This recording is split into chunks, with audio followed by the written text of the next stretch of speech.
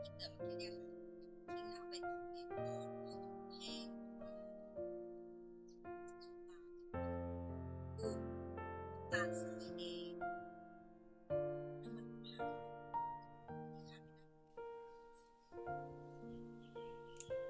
จากสูตรเราก็จะกะกาแฟก็ประมาณสัก1 ถ้วยตวงนะคะน้ำตาลทรายประมาณครึ่งถ้วยตวงแล้วก็คลุกให้เข้ากันก่อนเนาะแล้วก็ตามด้วยน้ำมันมะพร้าวอีกสักประมาณครึ่งถ้วยตวงจ้ะก็คลุกเคล้าให้เข้ากันนะ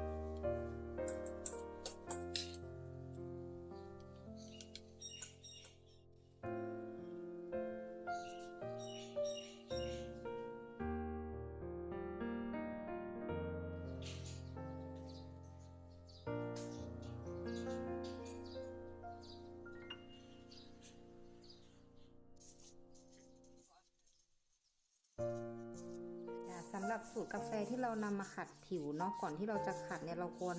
ที่จะล้าง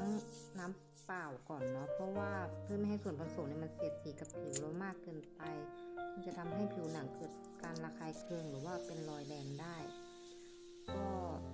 ส่วนการขัดที่ตัวเนี่ยอาจจะดูตรงที่ว่าจุดไหนด้านมากๆเช่นข้อศอกหัวเข่าตะตุ่มหรือว่าส่วนที่มีเซลลูไลท์ขัดในประมาณนานสัก5 นาทีสัปดาห์ละครั้งก็พอค่ะ